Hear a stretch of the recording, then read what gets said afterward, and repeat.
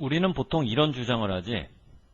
정의라고 하는 윤리적인 원리, 정의라고 하는 윤리적 원리, 이게 제공을 한다고 핵심적, 필수적인 기초나 토대. 정의라는 윤리적인 원리가 어디에 핵심적인 기초를 제공하나? 정책의 보호를 하는데, 정책은 윤리적으로 정의롭게 누구를 보호해야 되나? 아직 태어나지 않은 세대들을 보호하고, 가장 가난한 나라를 보호하고, 기후변화로부터.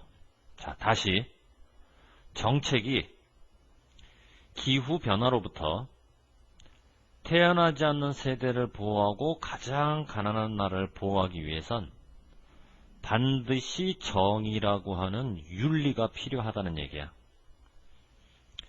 여기서 문제가 arise가 되느냐, 발생하다 뭐뭐가, 자동사. 문제가 arouse가 되느냐, 자극하다 뭐뭐를, 타동사. 근데 문제는 이게 능동이라는 얘기고, 뒤에 전치사가 나왔다는 얘기는 목적어가 없다라는 얘기거든. 목적어가 없는 상태에서 능동이라면 자동사를 써야 돼? 타동사를 써야 돼? 자동사를 써야지. 목적어가 없는 상태에서 타동사를 쓰면 수동태를 써야 되는데 지금 수동태가 아니란 말이야. 이해됐니? 무슨 말인가? 자, 그래서 자동사. 자, 이와 같은 상황에서 문제가 발생하는데 문제가 항상 관련을 맺어.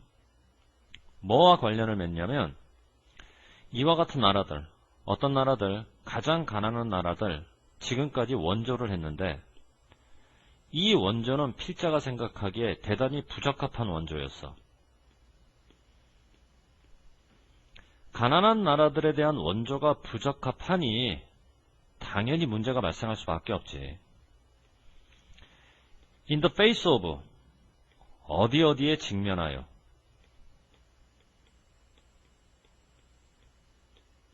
어디에 직면해서 늘어나는 위협. 누가 위협을 받았냐면 농업과 물 공급이 위협을 받았고, 또 지금까지 국제무역이라고 하는 건 주로 부유한 나라들만 혜택을 받았거든. 이와 같은 문제들에 직면해서 가난한 사람들, 가난한 나라 사람들에게 원조가 부적합하게 되면 당연히 문제가 생기겠지. 그래서 필자가 생각할 때는 가장 가난한 사람들, 그것도 전 세계에서 가난한 사람들, 그 사람들에 대한 원조가 반드시 늘어나야 된대. 그 이유가 뭘까? 어쨌거나 이렇게 가난한 사람들에 대한 원조를 늘리는 것이 핵심적인 일부라는 거야.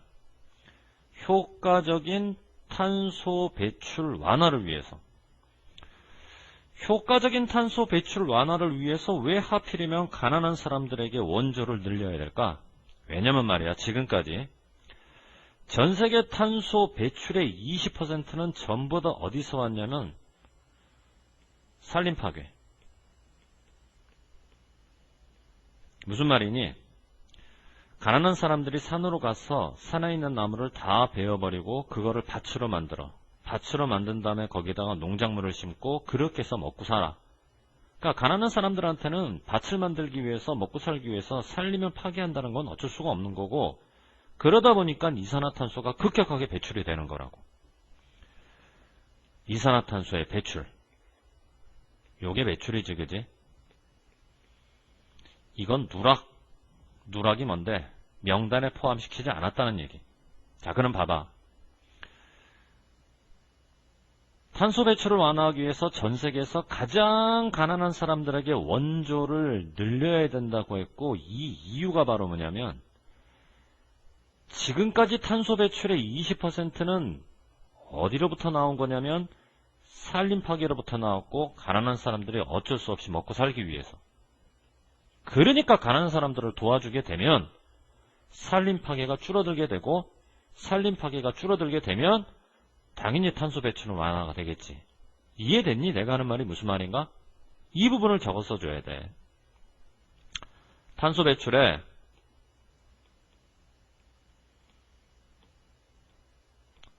20%가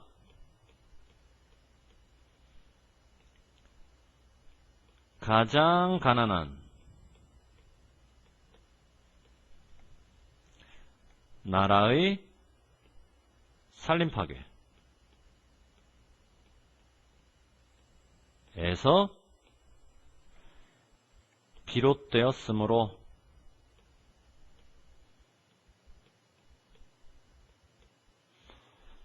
그러니까 가장 가난한 나라 사람들한테 지원을 늘려주게 되면 산림 파괴는 줄어들고 산림 파괴가 줄어들면 탄소 배출도 줄어들고. 이해됐지? 이게 바로 가장 가난한 사람들에게 지원을 늘려야 될 한 가지 이유가 되는 거야. 자, 필요한 사람은 영상 멈추고 필기를 하고 쌤은 계속 갈게. 그러면 가난한 사람들에게 이와 같이 지원을 늘리기 위해서는 무엇보다도 정책이 개혁돼야 돼. 이 정책 개혁은 가장 비용 효과적이지만 정치적으로는 또 되게 복잡해요. 정치개혁, 정책개혁. 비용적으로는 가장 효과적이지만 정치적으로는 복잡하다. 도대체 여기서 말하는 정책개혁이 뭘까? 일단 제거해서 없애야 돼. 얼마나? 100 billions of 하게 되면 수천억이라고 번역하자. 수천억 달러를. 지금까지 수천억 달러는 어떤 용도로 썼냐면 매년 직접적인 보조금의 형태로 썼지.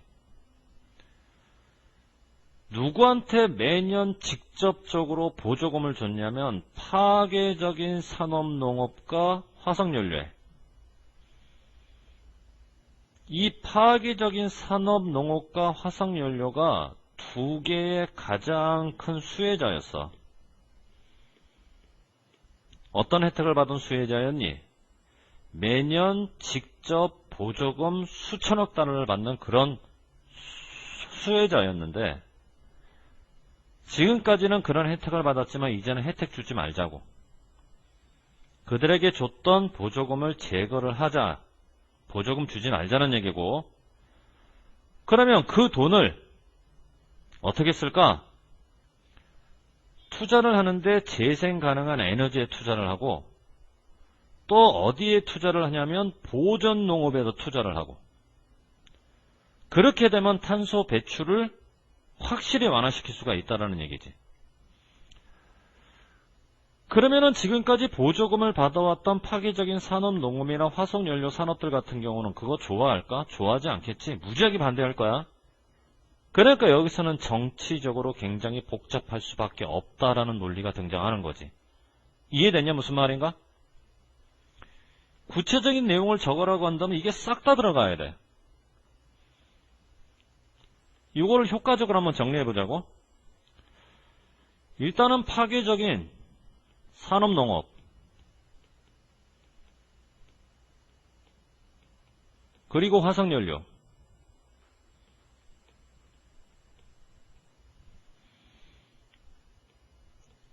여기에 매년 직접 보조금을 줬잖아.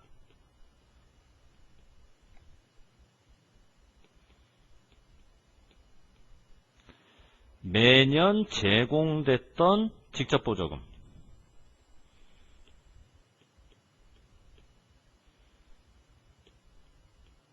이제는 주지 말자. 이제는 주지 말자.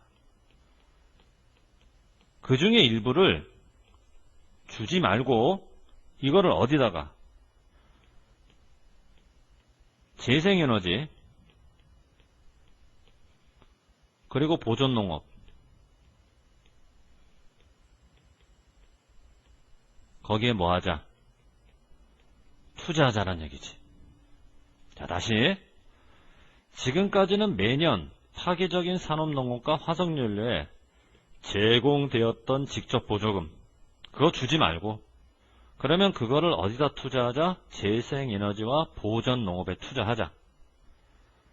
비용 면에서는 이게 가장 효과적이지만 일부에서는 극렬 반대를 할 거기 때문에 정치적으로는 되게 복잡할 수도 있다. 이해됐니? 그런데 그렇게만 해준다면 확실히 탄소 배출을 완화시키는 기술적인 발전, 속도가 빨라질까 느려질까? 속도가 빨라지겠지. 가속시키다.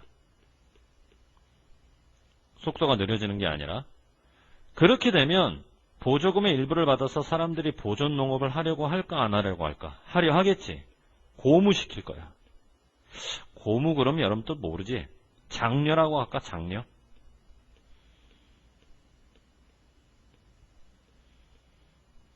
낙담시키는 게 아니라 말이야. 대체로 이해되지?